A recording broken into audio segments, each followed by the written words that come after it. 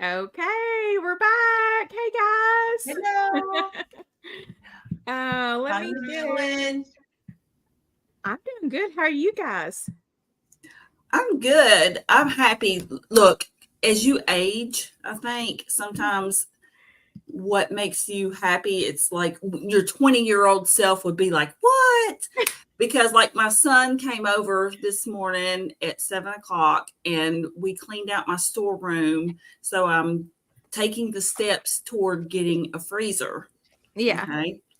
And so, I mean, I was just like, happy because my son came and hauled all this junk away for me. You know what I'm saying? And it's like, Oh, that stuff makes me happy too. Oh, Kim, you got to put your danglies I was like, on. I have to have my earrings, y'all. This is I the earring of Oh the love my them. day. gosh, those are cute. Oh, I love those. Those are I just daisies. found them. They were on the table beside me. Oh, Like, I can't go on without earrings. I no, feel you have to have naked. your earrings. You have to. Anyway, Absolutely. so So, y'all, I have been just I've been cleaning this weekend. I've been organizing. I was telling you guys before we came on, just so everybody else can hear. I was listening back to our two keto study clubs for like the last 2 weeks. And I was just rewinding and slowing it down just so I could make sure. And I actually think I understand most of it. I was looking up oh, words, good. definitions are important. So, but yeah, so I think it's like mostly sunk in. And it's funny because a lot of times I don't really grasp the concept while we're doing it. And then I'll Right. go back and I'll hear things that I said and I'm like, oh my God, like they were understanding it and I was not understanding it. I'm really hard on myself though. So, Well, me too. We all have different learning styles, right? yeah. I'll So, be like, you just sound like an idiot. Like, if I go back and listen to myself, and I'm asking Oh, these questions, but I mean, I'm here to learn, so I want to no, learn. Carrie, listen, But this will make you feel much better if that's what you think about when you listen to yourself back. Because every time I listen to us back, I'm always like, Carrie was clearly trying. She was clearly right there. She's clearly trying to tell me, and I was not grasping it. So you oh, don't love sound like an it. idiot at all.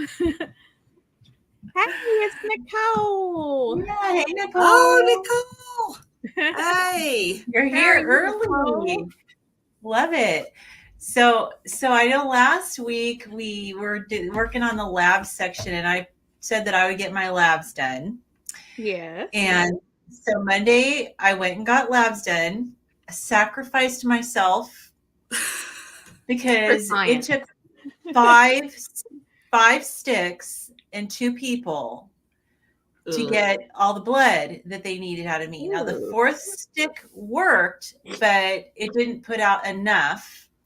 And so they had to do a fifth stick to get the rest of what they needed. It Oh. was 7 tubes. And so I'm kind of wondering too, like if that affected some of the results, because I know that like the guy had the tourniquet on me really tight, and for a while he left it on kind of a long time while he had to go run and grab something, and then he kind of quickly came back and undid the tourniquet, and like I had like an hour later I still had marks from the tourniquet on Ugh. both one arm Yikes. more than the other. And then I know he's not supposed to do this, but while my vein was getting dry, he had me pumping my hand. And I know you're not supposed to do this. So I'm I kind of mean, that wondering. doesn't, I don't think that hurts anything. The I read a pumping. phlebotomy forum that said that that can affect some of the results if you do Hmm. that. I don't know if I it don't did know. that with me or not, but anyways, it was definitely, I am The whole still, the leaving the tourniquet on for me. Ugh. You're definitely not well, supposed to do that.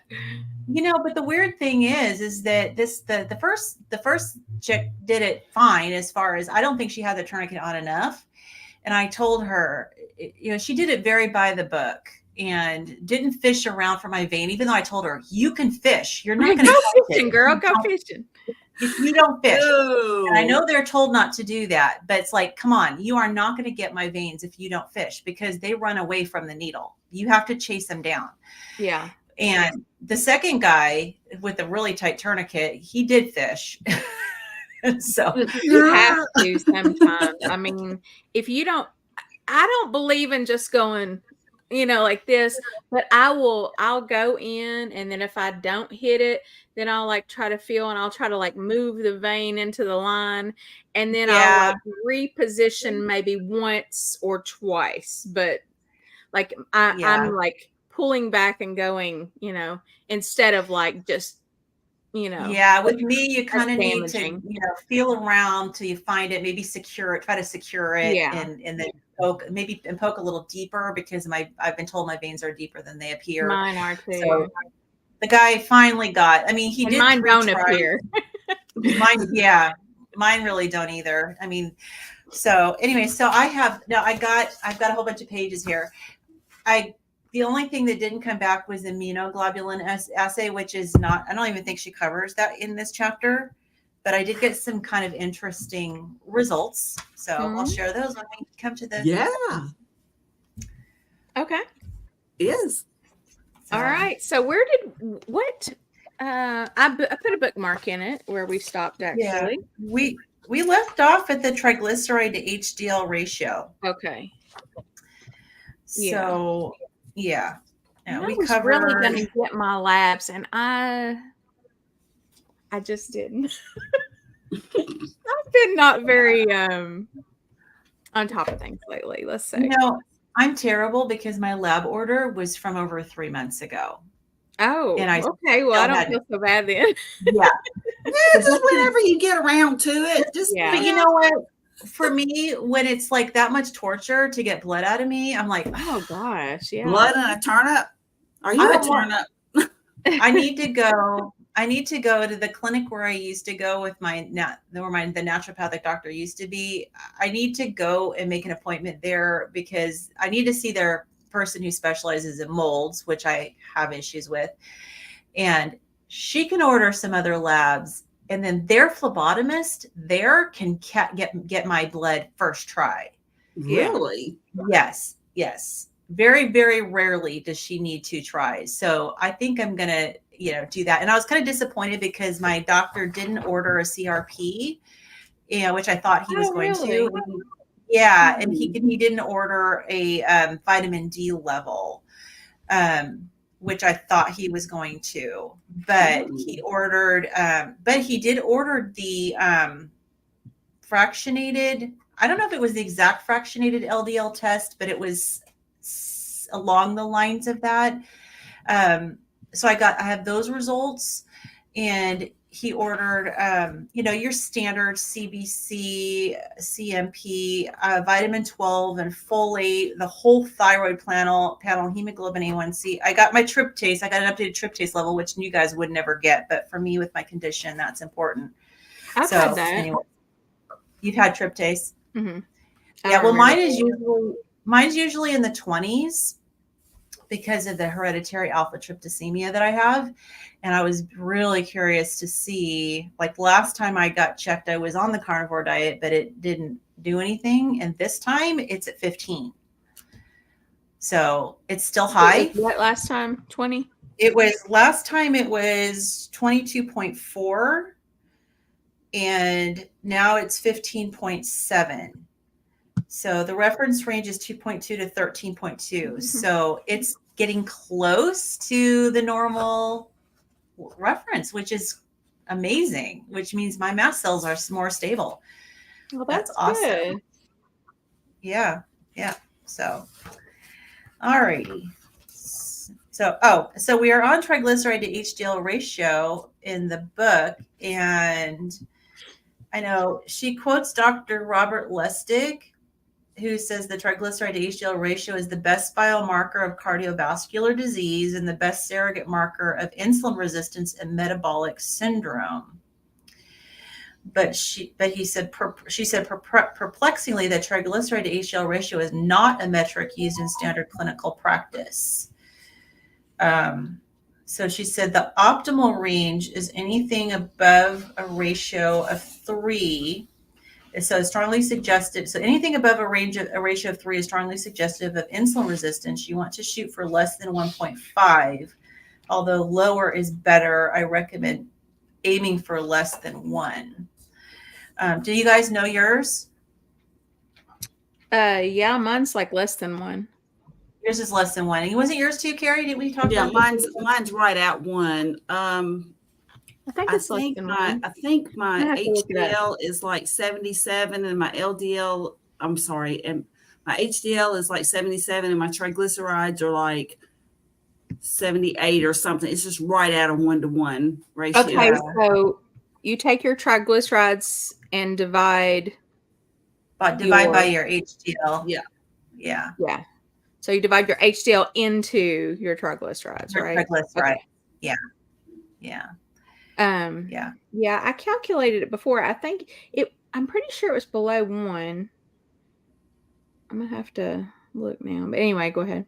Yeah, I think yours was like really Yours was awesome. good. If I Yeah. remember correctly, we were talking about it last time, and yours was like 0.5 or something. It was like really good. That's what I was thinking.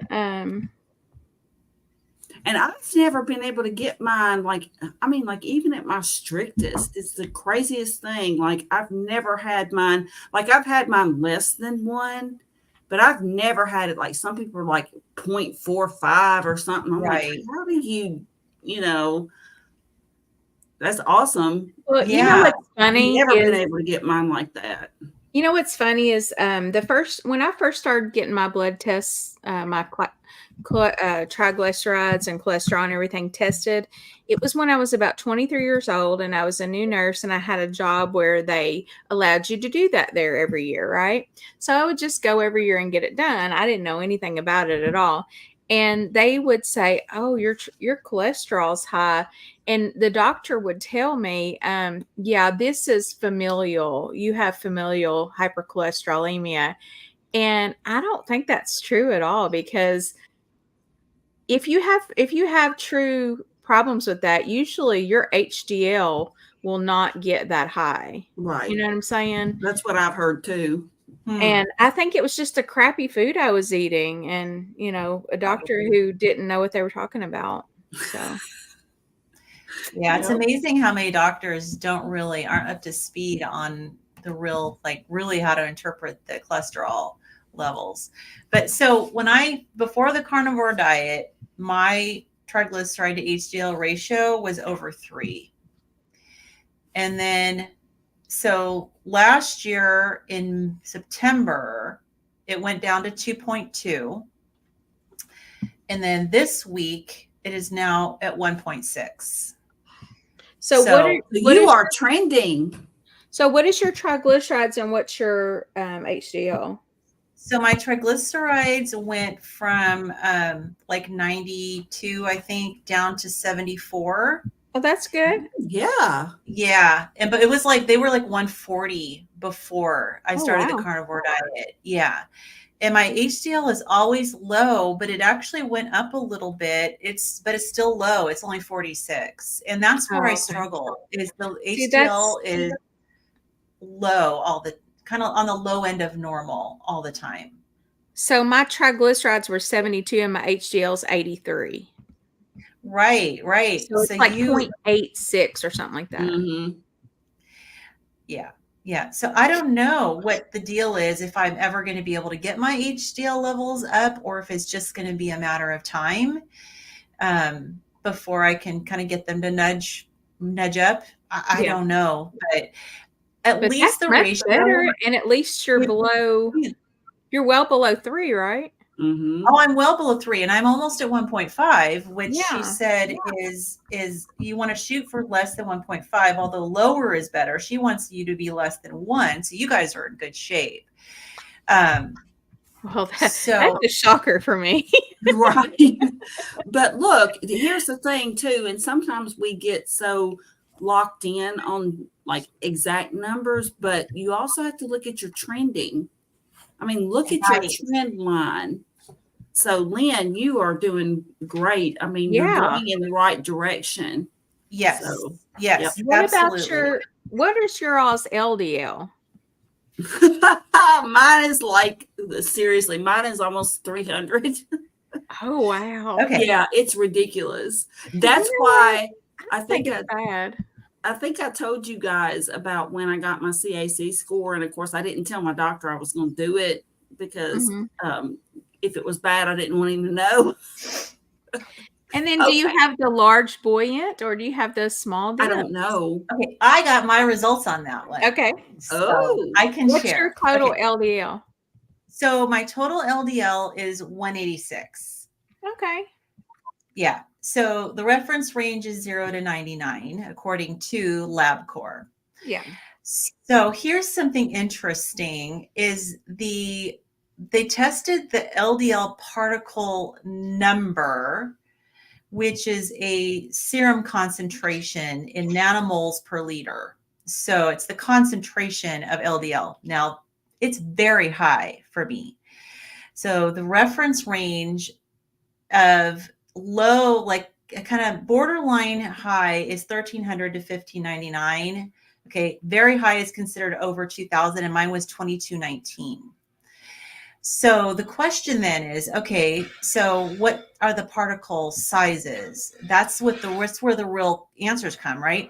Yeah. So when I look at the particle sizes, and I should have taken a screenshot or something to show you this, but they give me like a little graph, and see if I can show this. Okay, I don't know if you guys are going to be able to see this or not. Okay, but here's this All right, graph. hold on, let me make you big. Okay, and you tell me if it's in the view. Nope, not me. I don't know how to do it. Hold on. Solo layout, maybe. There we go. Okay. It's in there. Is it fully framed? So the cardiovascular risk at the top, they have like cardiovascular risk, low end, and then high end. And so all I can see is your phone number and your go down a little bit further. okay, let me Okay, scoot there. over to it. Yeah. Okay, so all right, so low cardiovascular risk is on this. Gosh, this is hard. This side. Uh-huh. Okay, high cardiovascular risk is here, Uh-huh. right? So the top one is I think the particle size of my HDL. So that one's I got to work on, but the second one is the particle concentration of the small LDL, which is on the lower end. Mm-hmm. And the third one is the actual LDL size, which is also on the lower end. So 2 of those markers put me on the lower end of risk for cardiovascular disease. Okay. And yeah, so the LDL, both of the LDLs, the size and the particle concentration are on the low end. So that means my high LDL particles are mainly the fluffy ones. It's weird how they wrote that. Yeah. It's so confusing. It's very confusing. Yeah, but the HDL ones are like, I don't really know for sure how to interpret that, but that's what I got. I'm going to have to see what my naturopathic doctor says as far as to make sure I'm interpreting it correctly. But I think I am. I think I am. But I did have, and I don't know if you want me to wait until we get to the section. Did we already cover ferritin? I don't remember. I don't see it in what we're coming up to. I just put my bookmark in page 86 because we kind of skipped around a little bit, but yeah. Okay. But I know a lot of people in the carnivore diet are curious about ferritin. So my folic acid and folic acid. So my folic acid came back too low, like I'm deficient. And my ferritin level, which is iron storage, came back elevated, not dangerously elevated, but it came back too high. And I am suspecting possibly it might be twofold. First of all, I'm eating the red meat, a lot of red meat, but I kind of did a little digging and researched, and I kind of found that there's a connection to your folic acid levels and your iron, how your body uses iron. So my, let's see. So my ferritin is supposed to be below 150. And I heard that for women, you can go to like 250, and there's like a big wide range of normal for ferritin levels. But mine was like 392. I heard the doctors don't really start to get too worried about hemochromatosis until you're in the thousands. But it's still 392. It's not below 150. And I did read too that it really should be below 100. And I did look to see what it was prior to the carnivore diet. It was only 74 before. Oh. So I can definitely say, but obviously it's my diet. It's got to be my diet. But my question with this is like, why do some people, a lot of people, they're on the same diet I am, and they don't have any issues with. I heard something about this. I'm trying to remember what it was. But it might be the folic acid. So I've got a couple of things that I'm going to do just to kind of work on it until, I mean, I could go get phlebotomy because I read that like one thing of, donating blood one time brings your ferritin down about 50 points. So I could do phlebotomy. But they also say that I know I've heard at least Dr. Berry say that you can't eat enough meat to like make you, well, first of all, hemochromatosis is like a genetic disease that you have had your whole life. Like you're not just going to get that from eating all of meat. a sudden going to have it, right? And he basically says, don't worry about it. You're not going to, it's not possible to get, you're not getting that much iron from just the meat you're eating. From the meat. Right. But he also, I watched his video on it, and he also talked about there's a whole bunch of other things that it could be. So yeah. And I've heard other doctors talk about this. I'm going to have to look into it a little bit. Yeah. But for me, like inflammation, I know inflammation and obesity can be an issue, but last time I had it tested, my inflammation was higher and I was heavier. So I was inflamed and very heavy, and my ferritin levels were still low. So I'm suspecting it's the folic acid because that might be an issue. Now, I haven't ever had my folic acid levels tested before. So I haven't either. I don't know what they used to be. But I haven't been eating eggs, and I know the egg yolks are a good source of folic acid. So I think I'm taking a twofold approach for now. I'm making sure I'm getting egg yolks at least, because I got to be careful with the whites because of the histamine. But I'm gonna make sure I'm getting egg yolks every day. That's the good part, anyway. Yes, that is a good part, and the other part is good too, because I had stopped coffee. But coffee blocks your iron absorption. And so I read that, and tea as well, but I like coffee better than tea. They said that if you drink coffee or tea with a meal, it will block the iron absorption. So if you can block the iron absorption from the food, then your body's going to pull on those stores out of the ferritin, because the ferritin stores your iron, right? And so your body will slowly pull out of the stores, and the ferritin should go down. In fact, I read some information about how people where they drink a lot of tea tend to have low ferritin levels because they're drinking too much tea. And there's also curcumin. So like curcumin tablets could do it. I'm not going to throw everything at it. I'm just going to try to add more folic acid and block the iron absorption for now.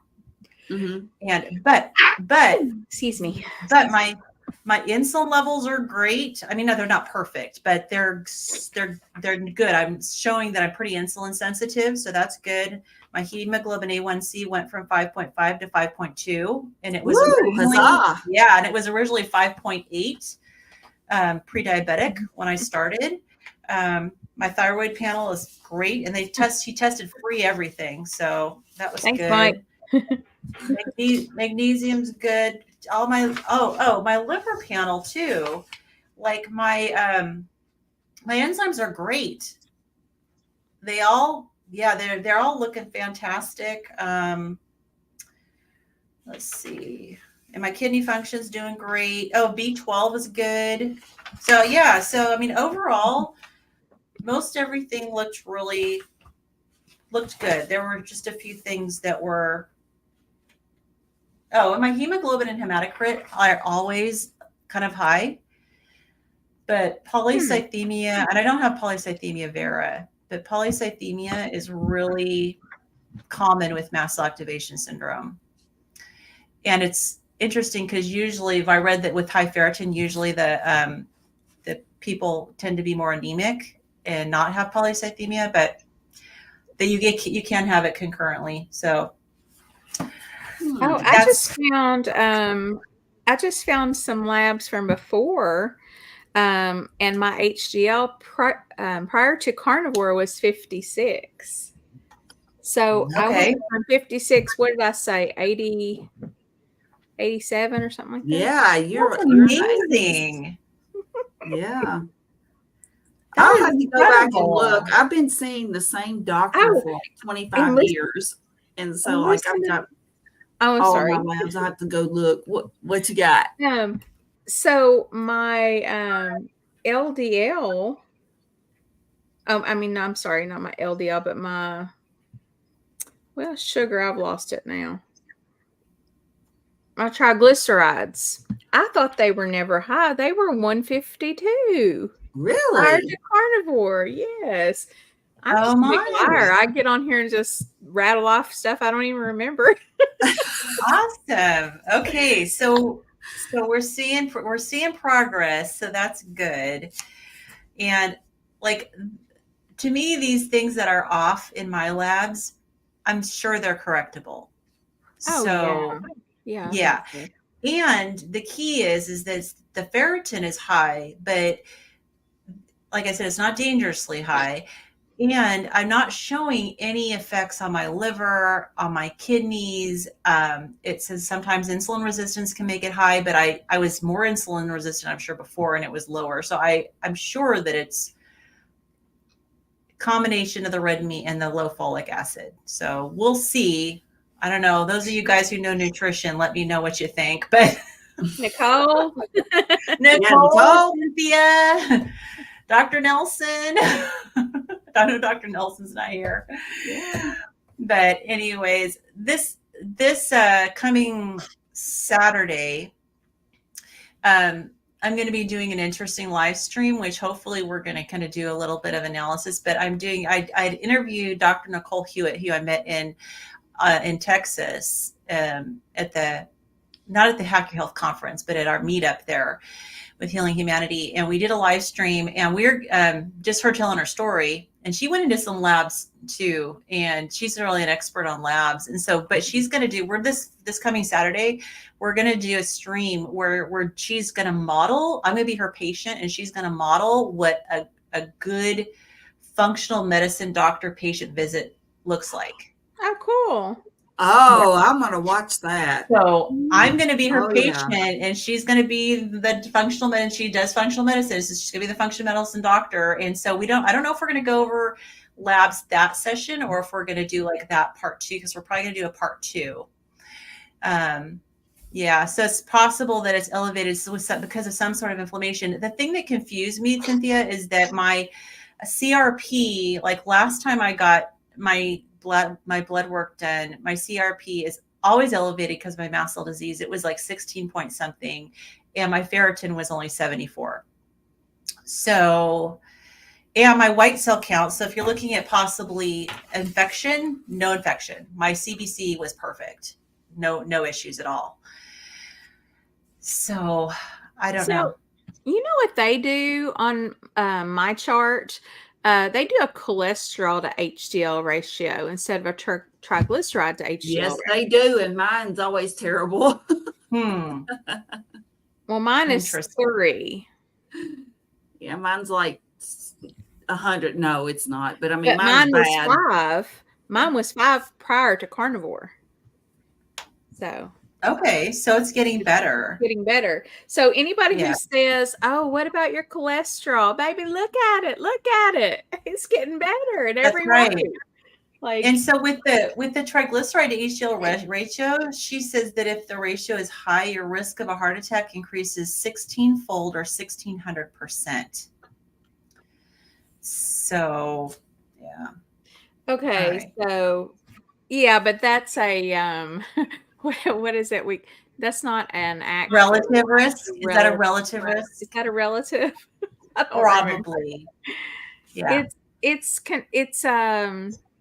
like I want to know what the real numbers are there, Yeah, because like she 1600 for does talk a peanut, like lot about like the risk of that's this and very eat medical.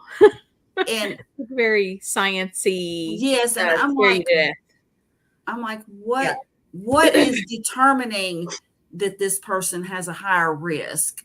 Because I don't know if it's like Well, the you know how they do triglycerides, those. maybe, Yeah, you I mean, know? I'm thinking that maybe it's the lab results that are, like the high LDL, like, you know what I'm saying? Like, I think I just don't know what they're using as a basis, I guess, is what I'm saying. Like, I don't So, know what she's. so if they were saying total cholesterol or just LDL, I would be like, I don't know about that. But this one I almost give a little bit more validity to because it is talking about something that can be greatly affected by like how many carbs you're eating.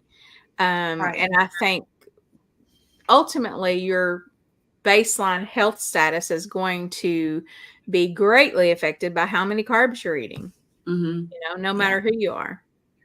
So I'll give her that one. But I just don't like that 1600 time, or it's. I think that's a little bit of a misleading thing, or like just give us some real numbers. Yeah. That makes Well, and sense. again, is it correlation or is it causation?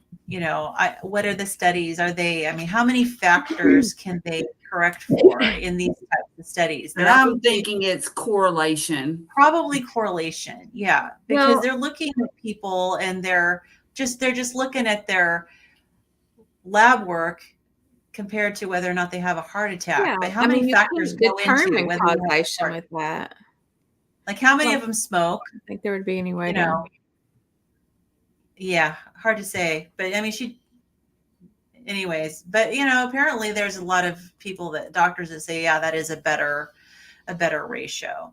Yeah. So yeah. Okay, so you ready to move on to fasting insulin? Yeah, let's do it. And I I've did got have mine my right fasting here. insulin. And I know mine. Yeah, I had my fasting insulin checked. What is your fasting insulin, Carrie? Mine was 3.8. What's the reference range for your lab? For my lab, I think it's like under 15 or something like that. I Okay. mean, it's like a very wide range. Okay. I know that I looked at Common Sense Labs, Dr. Berry's book, and they recommend like I think it's less than 5 and greater than 2, I think. But Okay. it seems to me like her recommendation is even lower. I would almost be afraid to be that low. Well, LabCorp gives a score. I don't think they give the actual actual level. They give a score. And so their reference range is you want to be under 45. And mine was 36. Yeah, I don't. So it's like I'm having a really hard time comparing, like to see, like, because the numbers are different with LabCorp. So my numbers are not like that with LabCorp. No? No. I'm going to look and see what my reference is. So Well, oh, you know what? You know what it is? This is a different test. It's an insulin resistance score. It's not a fasting. Oh, is it the HOMA IR or whatever? Yes, it's the LPIR score. So I don't know my actual fasting insulin, which I thought that's what my doctor was ordering, but he ordered this insulin resistance score, which puts me below, not super, super low, but you should be below 45 and I'm 36. So you don't have a fasting insulin then?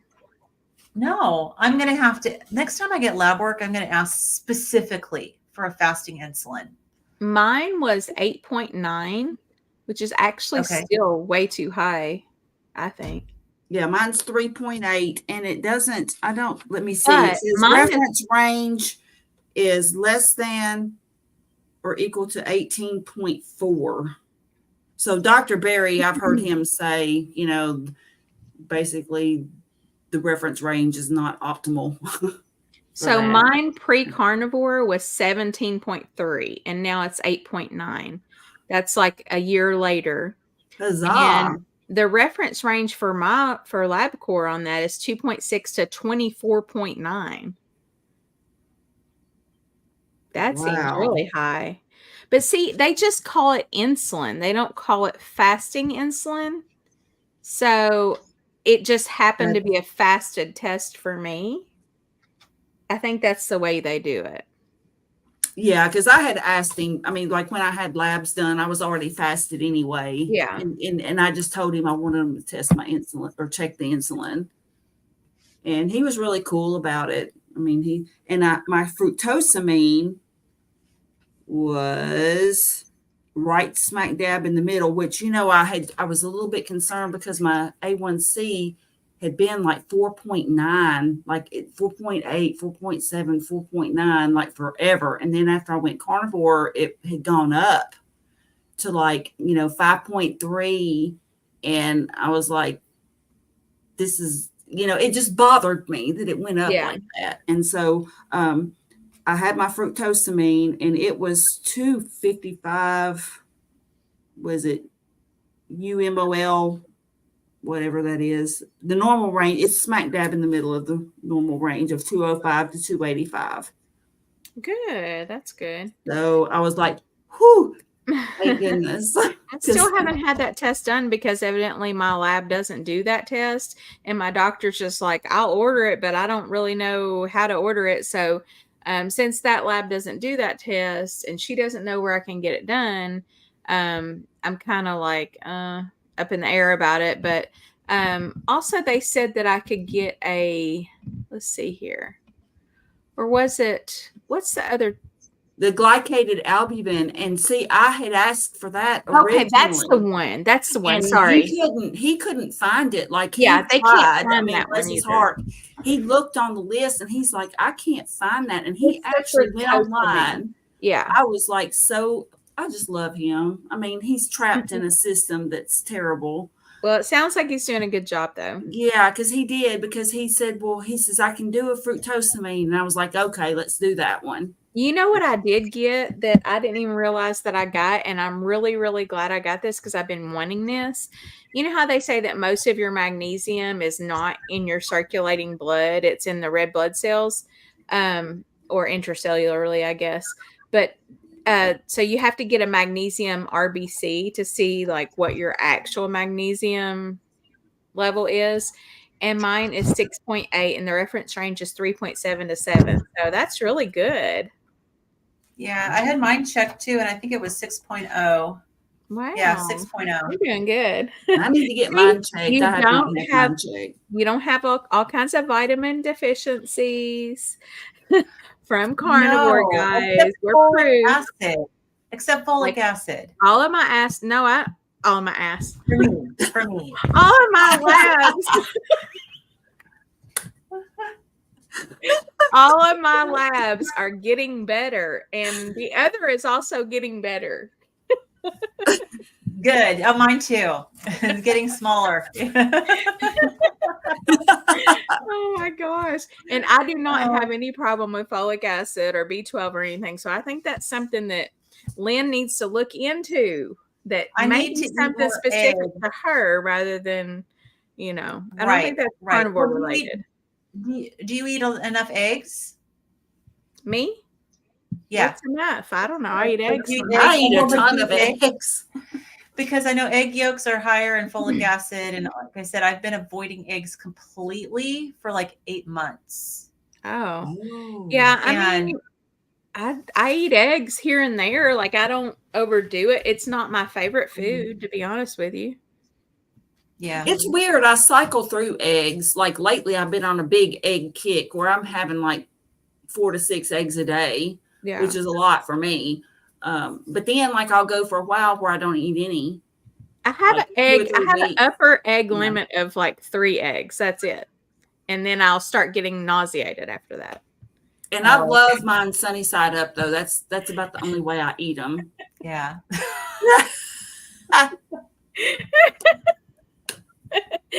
Cynthia says TMI. Yes, that's right. TMI. That's hilarious. Okay, so back to the book.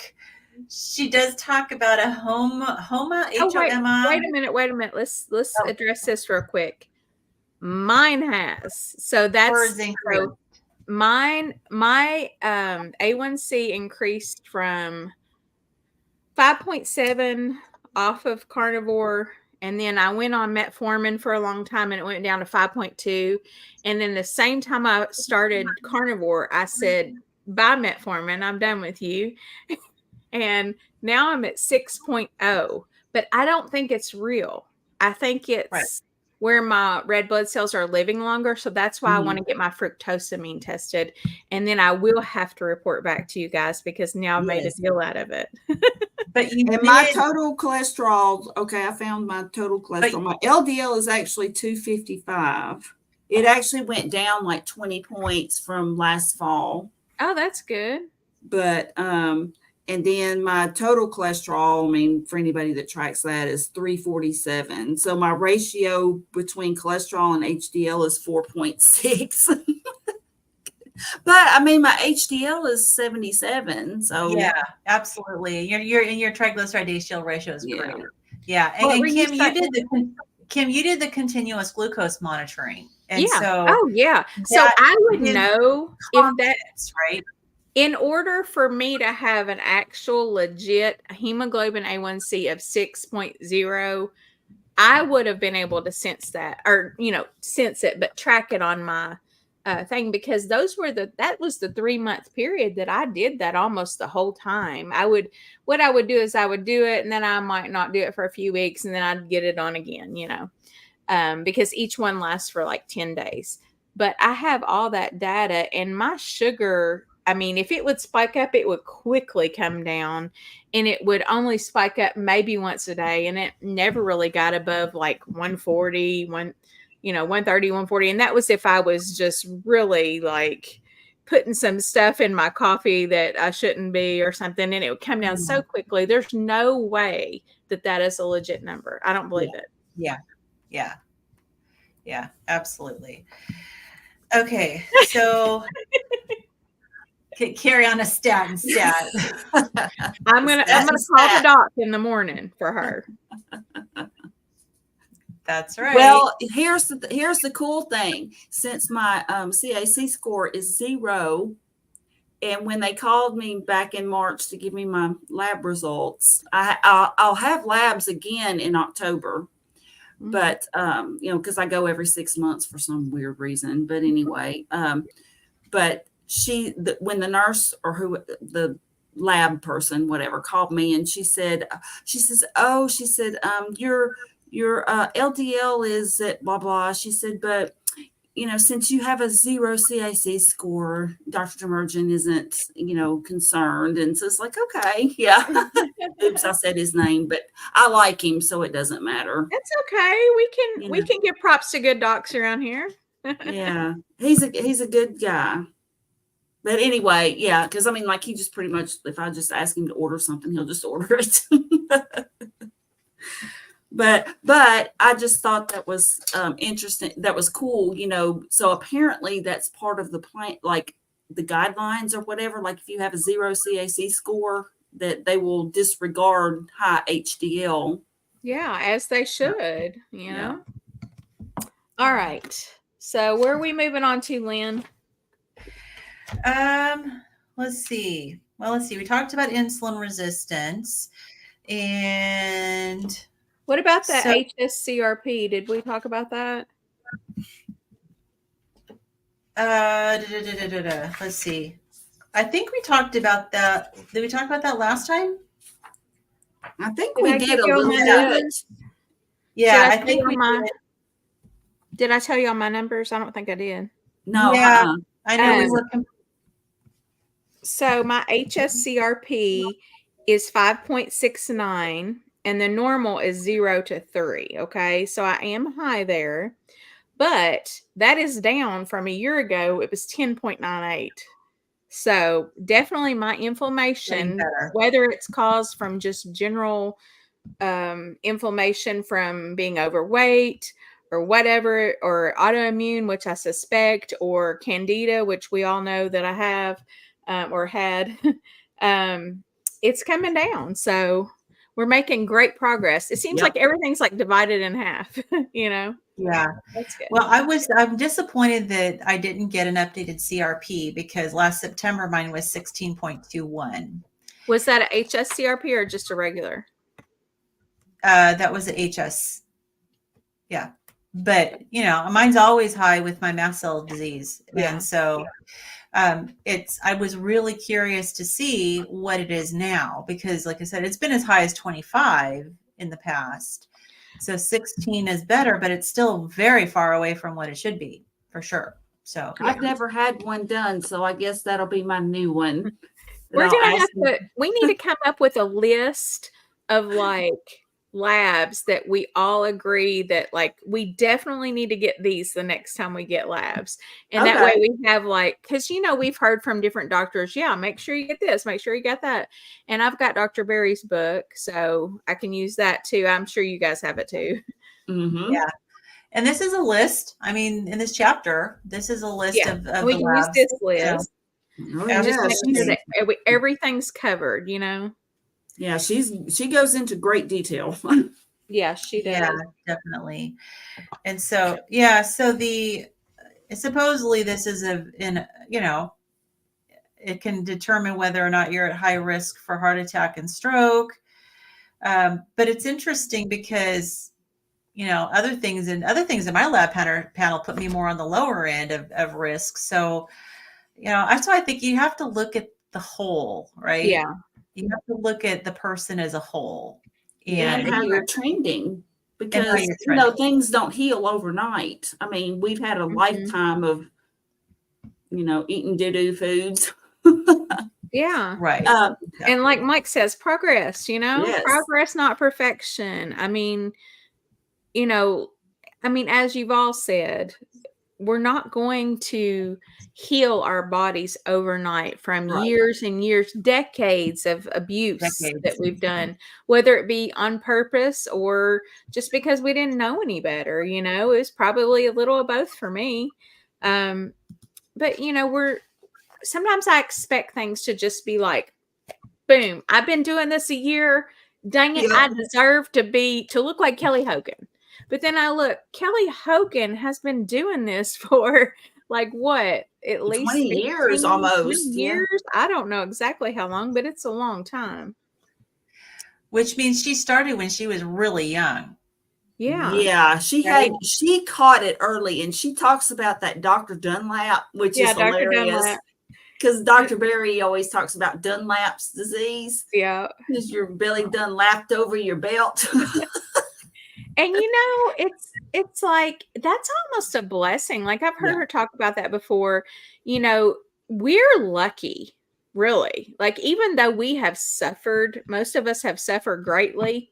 We're really lucky that suffering opened our eyes. What about people who their genetics allow them to just like walk around feeling okay, eating crap food, and they don't actually see what's going on inside. And then, one day they just, have a heart attack or, whatever. Well, and you've heard before, like, oh, he was so healthy. He jogged every day and he ate his healthy whole grains, which of course we know they're not healthy, but it's like all the expected stuff that, oh, he took care of himself and he had a heart attack, and it's like the least that you would expect that would happen to. And so it's, of course, part of it is because we were taught that the wrong things are healthy, but then also some of the, like, you can be thin on the outside and fat on the inside. You can. Yeah. Right. My mother was. I mean, when she was initially diabetic, I mean, she was very slim, and of course it eventually showed itself. But you know what I'm saying? I mean, it eventually she did gain the weight and everything. Yeah. But it was but you can be thin on the outside, fat on the inside. You sure can. I Yeah. just feel like we have to recognize, the blessings and everything, and try to look at the good, and I'm happy that, I mean, I'm sad that I can't eat donuts anymore, but I'm happy that I had that, that gift in disguise of just getting really sick and having to change my life, because I never would have if it Yeah. wasn't for Right. that. Right. Yeah, I'm the same way. I mean, and I've been sick for my whole adult life, but apparently not sick enough Yeah. to make me desperate enough to change. It wasn't until I was flat on my back and on disability and couldn't work, and Mm. that was when I finally was like, okay, this is enough. But I don't know if my younger self would have listened.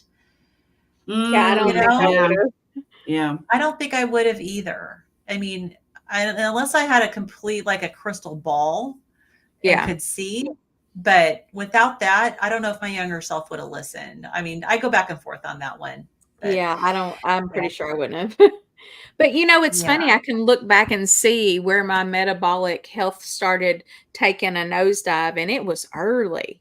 me 19 too. years old, started having my first yeast infections. 19 years old, started having my first migraine, had my first migraine. I mean, it's just like, it's so wild how, obvious to anybody who had that knowledge. They could have looked at me and said, "Oh, girl, listen, those are two inflammatory conditions you got going there. Two Right. two conditions where your body is telling you you've not been eating the right food. You've been feeding me all this junk." Yeah. But people didn't think that way. And I don't know Mhm. that they even still don't think that way. Like, Yeah, okay, most what's the don't. inflammatory process going on here, right?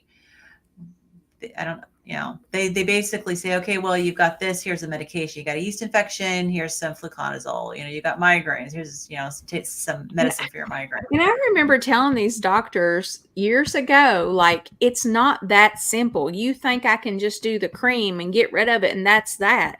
I'm telling you, this stuff is like part of me. And they were like, Yeah. "Oh no, no, that's not right. That's not possible. It's just it just comes back because, you're leaving your wet bathing suit on too long." And I knew that wasn't true, but I didn't even know how I knew that because I didn't have the knowledge base, you know? If that was the case, why doesn't that happen to everybody who leaves their Exactly. bathing suit on too Yeah. long? And You then I had know? some that were a little bit more up on, education, and they would look at me and say, "Have you been tested for HIV?" I can't tell you the amount of times I've been tested for HIV. And then they would say, "Well, are you diabetic?" And I'm like, "No, I'm not diabetic. Like, you guys have all my blood tests. Like, what do you Yeah. want from me?" Like you could tell some of them were just like, "This is not normal," but they wouldn't look at me and say, "Girl, this is not normal. You need to get to the bottom of this, Yeah. whether it's from me or somebody else. You need to find somebody to get to the bottom of this. This is serious business." Right. They were just like, Right. "Well, use some cream." There you go. A cream. So, okay. So hemoglobin A1C, I think we covered. She says for her, she suggests that the lowest risk range for hemoglobin A1C is between 5 and 5.4. Yeah. Have you So guys had your uric acid tested? I never have. I was just no. curious if you guys ever I did. think I have. I just can't find it right now. I'm Yeah. trying to So there's find a it. section on uric acid. But she said that it's from overwhelming the body with too much fructose too Mm-hmm. quickly, causes uric acid levels to quickly rise, creating several problems. And Maybe the excess uric acid generates oxidative stress that disturbs your mitochondrial function, shunting things that should go to cellular energy or ATP production towards fat instead. So helps, promote fat buildup in the liver, worsens insulin resistance. I never really read a whole lot on uric acid, so this section was really interesting. Mhm. I didn't realize that could be associated with all these things. It says it generates systemic inflammation by stimulating the release of inflammatory cytokines. It really increases blood pressure by inactivating the nitric oxide, which relaxes blood vessels. So it does a lot. I didn't realize uric acid was so important. Yeah, I didn't either. Yeah, and I guess if your levels are too high, it can crystallize in your joints, leading to gout.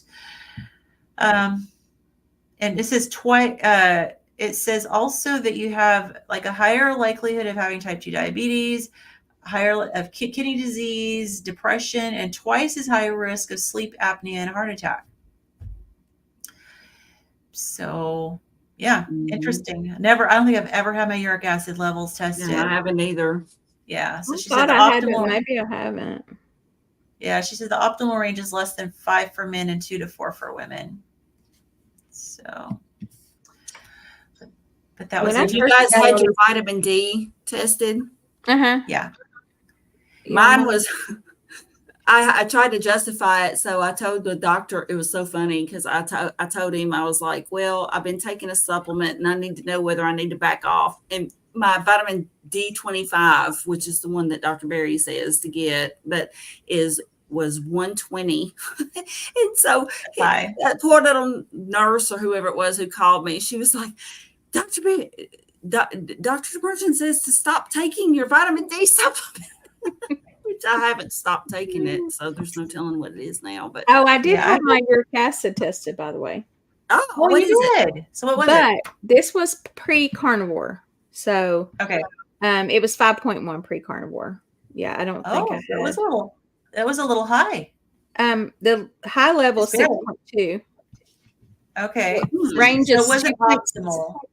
The range is 2.6 to 6.2. Okay. So she says optimal for women is 2 to 4. So you're okay. Just that was pre-carnivore. So I really don't know what I am now. I need to get that.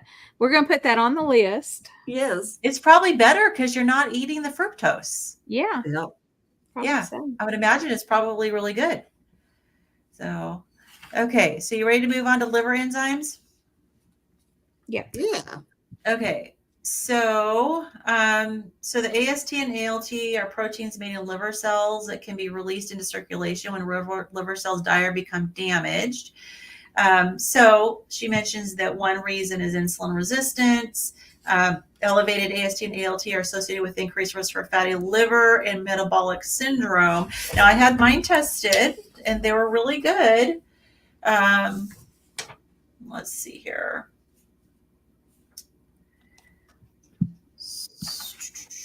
Got to go through my multiple pages here of tests that were done, find them. I think my AST and ALT were like 19 and 17. Yeah, 16. So they were 23 last September. My AST was 23 last September. Now it's 19. And this reference range says 0 to 40. And so it's come down a little bit. And my ALT last time was also 23, and now it's 16. And the reference range is 0 to 32 for that one. So that's good. No issues with that. And then she talks about the GGGT, which is also a protein. Now, that's not a typical thing that they test with the just a basics metabolic panel. I don't see a GGT. Either. So my doctor did one of those, but I'm having my son bring me the printout because like flipping back and forth is just crazy.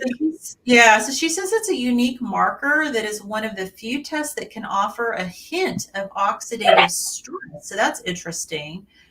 One of the 3 key processes underlying bad energy, which is notoriously hard to test for directly. So that could be a good like indicator that you might have some oxidative stress.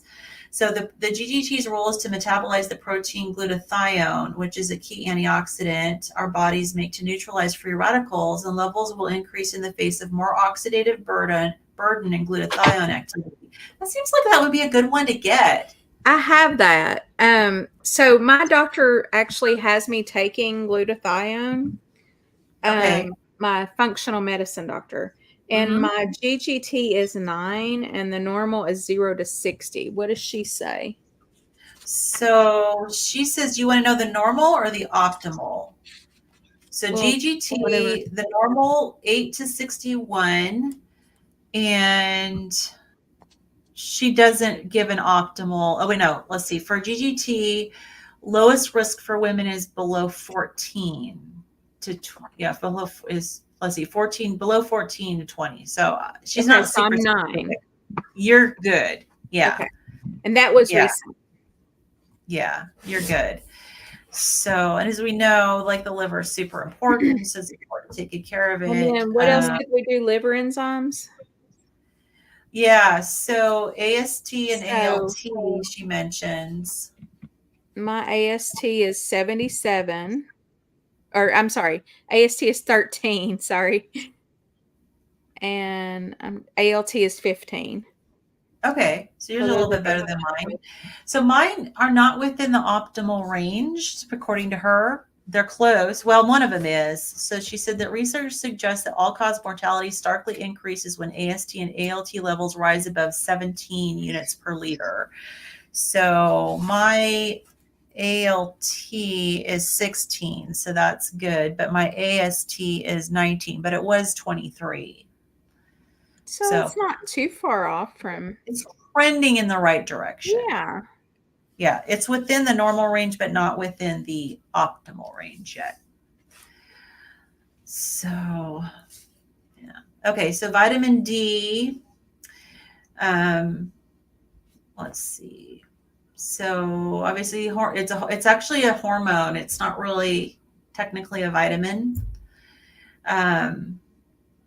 and it's very important to critical biological functions related to calcium and phosphate levels, insulin secretion, immune function, cytokine regulation, cell death, and vascular growth pathways, among others. So let's see. And it regulates calcium levels. So that's good. I'm assuming my vitamin D levels are probably okay because my calcium level is okay. But I know that I've heard a lot of opinions about what a healthy level of vitamin D is. And like she says that the normal range by standard criteria is 20 to 50. She says optimal range, research suggests that vitamin D levels from 40 to 60 are associated with lowest all-cause mortality. And then vitamin D toxicity is generally not observed until levels are much higher. And I've even heard mine are like, I've heard, What are I don't yours, know. Carrie? 120. I've heard varying opinions on that. So I don't know how high. She doesn't say how high you need to get before. Mine's 49.9. Yeah, my D25 that's the one. Yeah, that's what I'm talking about. Yeah, Is that not where we're talking about? Yeah. Yeah. Well, there's different vitamin Ds, which I didn't realize until I didn't know until I heard that from Dr. Berry. Yeah. Yeah, I know. Sorry. I'm not trying to interrupt. I get excited. Go ahead. So Dr. Berry says D25, but what other one would they check? I don't know. Well, apparently there's a regular D. Something. It's a different. They don't specify the 25. I don't know. So y'all, guess what? I'm the MVP because my vitamin B12. Have we talked about that yet? No. My vitamin B12 is 1078. Whoa. What? Yep. I don't know what mine is. I don't think I've had mine tested. And that is, according to LabCorp, the reference range for B12 is 232 to 1245. So you're good. Well, that's funny because no, this is not LabCorp. This is my hospital. They say 210 to 1033. So they say 1078 is high. But Oh, okay. So either it depends way, on which lab. yeah. You're good. Mine was Yeah. 651. So, I mean, it's inside that range. And she doesn't talk about B12 in this chapter. So we're just going to have to go by what the labs say. But I mean, the point to make, though, is that the reference ranges vary per lab. And I know we've talked about this. So Yeah. I don't know that I necessarily freak out if you're close to the normal reference range, but either a little high or a little low for your lab. Go look at some other labs and see what they say. And and it could be population based. Like I know that in some different ethnicities, there's some different normal ranges for labs, different geographic locations. There's some different normal ranges. So, I don't think it's like a hard and fast rule that, okay, this is the reference range and this is like, you don't want to deviate at all from it. Yeah, because Especially here's the since they thing, keep doing them. I don't like it when they do the reference ranges like just, oh, well, this is just the average population in your area. Well, I don't want that. I want to know what the optimal, like what she talks about and what Yeah. Dr. Berry talks about, like what is healthy, Right. not what the average is. Most doctors haven't seen healthy people in so many years, they don't know what it is. Well, this is true. Healthy people tend to not go to the doctor. Well, yeah, there is that. I mean, Yeah. you can't fault them really. No, absolutely. So, okay. All right. So she does talk a little bit about the density of the, and my vitamin D last time I checked was kind of low. It was 39. So the doctor had me taking a bunch of vitamin D. So that's why I was hoping it'd be rechecked. Yeah.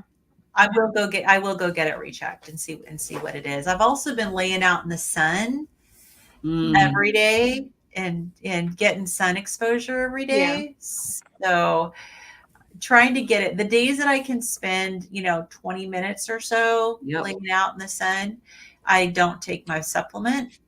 In, a cloudy overcast days when I don't go out, I take my supplement.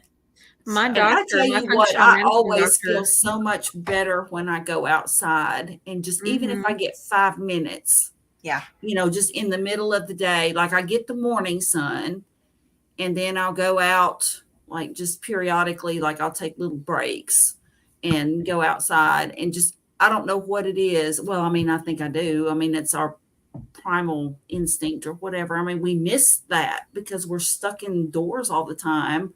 Right. With fluorescent lights and everything. And so I can tell a difference if I go outside and just feel that sun on my face. I don't know. It changes my whole outlook. It's wild how I can notice a difference. Are you guys the same way? I mean, can you tell a difference? Like if you go outside and just. Yeah. My mental health is like so much better. Well, and it does say that vitamins, let's see, talks about vitamin D, and it talks about, let's see, many proteins made inside the cells get released into circulation. So I guess it interacts with these proteins. Neurotransmitters is one of them. They require calcium as an activating signal for their release, and vitamin D highly regulates calcium levels. So if you're getting your sunlight and your vitamin D, it's helping to regulate these different proteins in your body, one of which is neurotransmitters. I don't know how immediate of an effect that is, but I'm sure sunlight is good for all sorts of things. Oh, yeah. My functional medicine doctor actually prescribes 15 to 30 minutes of morning sunlight, and sometimes I follow that and most of the time I don't. Yeah. So I wanted to talk a little bit about the section she did about the in the gray on page 96 and 97, where she talks about the sizes of the LDL cholesterol. And that she said there are two types of the LDL cholesterol, which we know, but the lipid profile measures them together, but she said the majority, 80% of circulating LDL-C species are called large buoyant or type A. So even if you're not on a carnivore diet, it sounds like 80% of your particles are still large. Yeah, and it's increased, and they're increased by dietary fat consumption. And so that's the reason why they want you to get your LDL cholesterol under a certain number, because then the percentage of, it means the percentage of small dense ones is going to go down, and then that means the absolute value of them is going to go down. But there's still going to be like, so 20% of 1,000, right, is 200.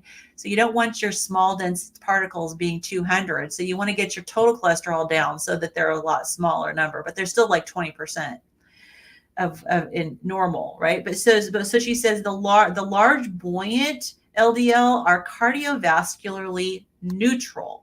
Okay. So meaning it's not the particular driving the accumulation of plaque in the arteries. So the large ones don't cause plaque in your arteries. Now, here's what I thought was really key, which I underlined. The problem is that statins will lower your LDL because they are lowering the type A, or the big fluffy particles, which is 80% of the total, but they're not doing anything to the type B, or the small ones, which is the problematic particles. So even people on statins, those statins are doing nothing to lower the small dense particles. They're only lowering the particles that are cardiovascularly neutral. That blew my mind when I read that. I did not know that. I think we need to start looking at like vascular, cholesterol, plaques inside your arteries. I think we need to look at it differently. Like, instead of it looking like, oh, you've got a cholesterol plaque in your artery, we need to look at it like, oh, you've got damage inside your artery, and like, exactly. Because here's the thing, I'm still not. Cholesterol's the fireman, like, yeah, right. Those hot firemen to come and respond. Yeah. I mean, I'm not Sorry, convinced that LDL is a culprit at all, because I think they're trying to fix there's a problem there. There's the inflammation and there's damage, and they're trying to fix the damage. Just like, if you have a scar, like, a scab on your, you cut yourself and you have a scab, and then eventually the scab falls off. We gotta really change the way we look at things, Yeah, I'm just not convinced that LDL even means anything. It's just, but if people knew, we don't decrease the number of firemen, Right. If people knew that the statin was only lowering the type of cholesterol that doesn't damage your arteries, would they take the statin? It does nothing for the small dense particles that can be a problem. The cholesterol didn't damage your arteries to begin with, right? They didn't damage your arteries. No, you're right. I shouldn't be saying it that way. That stick to your arteries if there is already damage. Right. They accumulate if there's already issues with the endothelial lining of your vessels. And that comes from inflammation. Yep. I'm gonna get a shirt that says, think about the cholesterol. Like, think about how would the cholesterol feel? Cholesterol has feelings. I identify as a large buoyant LDL.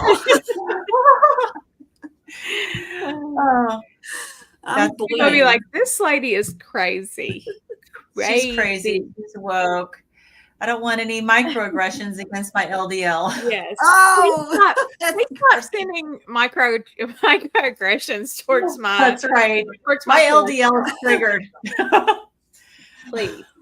Oh, my levels of triglycerides and insulin are triglycerides. Yeah, absolutely. The carbs, the insulin, the inflammation. It's all the problem, but no, cholesterol gets blamed. Yeah. And fat, saturated fat.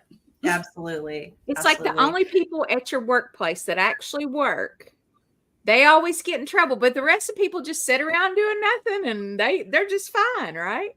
Yep. Yep. And then she talks about the apolipoprotein B. It's a protein that wraps around specific cholesterol particles to help them dissolve in blood. And it's present in the forms of cholesterol particles in the blood that are known to be atherogenic or promote blocked blood vessels and causative of heart disease. And I've had that tested. And so I don't know, does she go over what she says it should be? What page are you on? 98. Like my doctor ordered that test because, like she says, it may be a more accurate marker of heart disease than LDL-C alone, but it's not ordered in standard practice. It's more ordered with functional health. So my doctor ordered it twice for me, but mine is high. So it's supposed to be below 90. Mine was 122, but that was back last September. So, I don't know. Again, I think you have to look at the whole person. Yeah, Is that part I've of done another a lot test, of or reading is it about just LDL, like Dr. Malcolm Kendrick from the UK. He's great. I love him. He was one of the first people in the like low carb space that I discovered. I used to go to his website a lot. He has a great blog. And like I said, I'm just not even convinced that cholesterol, like she's talking about, like less than 70 for those with heart or blood vessel disease, and for patients that are at high risk, less than 100. This is LDL now. I mean, I'm screwed no matter what. I mean, because mine's never going to be, and I don't even know that I care. Right. Yeah. Absolutely. All right. Well, are we going to need to spend one more week on this chapter? We might. Yeah. There's a lot of good information. We're already almost 20 after, and we still have her other tools to go through and all of the other things to talk about. So I think we can. I don't know. You guys want to spend one more week on this chapter? I mean, I'm cool with it. I mean, it's our book club. We can do what we want. Yeah, this is good information. Is there really that much left to cover? There is. Yeah, I was looking at it going, I think we're at the end of the chapter. I'm like, no, we're not. Okay, CGM is like, that covers like several pages. I mean, how why don't we do the rest of this chapter in chapter 5 for next week? That sounds like a plan to me. Because chapter 5 is not huge. Yeah. And then we're probably going to have the same issue with chapter 6 because it's really long. I feel like we're almost done with this chapter, but I mean, maybe I'm delusional. I don't know. We're all delusional. I mean, CGM, like we've already pretty much talked about that throughout the whole thing, right? Okay, so if we skip CGM, continuous glucose monitoring, of course, she talks in a lot of detail about some details specific to that. I don't know. I think there's enough to do that. That's fine. Hmm? We can just do that. She does. She has 7? Yeah, 7 different things. Yeah, she talks about sleep. She talks about heart rate variability. So, okay, I think, yeah. And I want to get a CGM. I'm going to look into doing that. I've heard that there's supposed to be one that's like over the counter now that you can just get, but I don't know if you can get it yet. But that supposedly it's been approved. But I want to do that. Yeah, I haven't seen it over the counter yet, but did you get your doctor to order yours? I got Dr. Boss to order mine. I bet you my doctor would probably order it for me. Awesome. Just ask him. I'll ask him. Yeah, Dr. Boss orders, like Dr. Boss has that as one of her services, basically. And normally you pay her $100 for the prescription that lasts all year. And I paid it. She had a half price sale because to me, I didn't really want to pay $100 for that. So, but I was like, well, I'll pay 50 for it. So Mhm. I paid 50 for Dr. Boss to write me a prescription. And Dr. Means too, her organization Levels, you can Mhm. order the CGM through her as well. I haven't looked into the pricing. Oh, that's but right. You yeah. can. There's so many options out there now, y'all. Yeah. I mean, we could do a whole show just about talking about ways that you can get things online now, you know. True. And I was listening to her a few minutes ago. I was just kind of re-listening to some of the stuff, and she was talking about another company out there, not Levels, but it's like she names other companies that do the same kind of thing, you know. Yeah. But yeah. All right. So, all right. Well, oh, Mike says on Levels it's 190 a month, but half that if you do 3. I'm not sure what you mean, 3. Oh, in other words, if you do 3 months, is that what you're talking? I wonder if that's what he It's means. 100. Oh, so like if you order it in a 3-month, kind of like a volume discount. Yeah. Okay. Okay. So, with So Dr. then it would be like $80 a month if you do sign up for 3 months worth. Is that right? I doubt that if it's $190 a month. Explain, Well, Mike. half that if you do Yes, 3. explain. While he's And we'll explaining, Dr. and we can Boz, look at you pay the $50 and that's just for the prescription. And then you have to do the over the counter rate. And so it ends up being like $197 at Kroger for a Okay. month.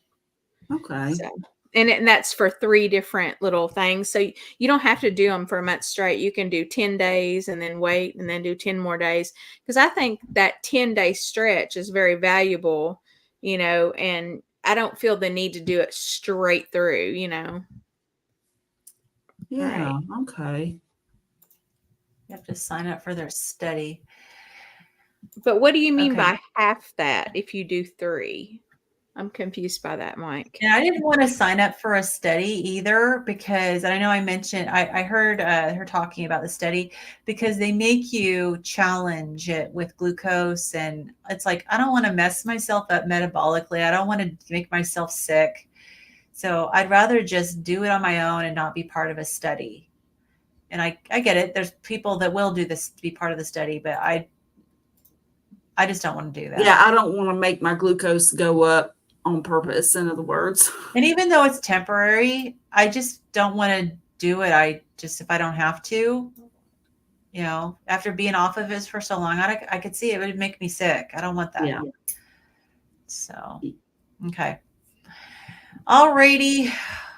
Well, as always, it's a good one. Yeah. Yeah. I didn't even realize how long it had been. We just been yakking away. Yeah, I know. Absolutely. Okay. So he says it's $199 and you can order monthly, quarterly, or one time. So it depends on how long you want to track, it looks like. Okay. Well, we'll have to go on there and check it out for ourselves. So Yep. So it's 199. Is that for the 3 months?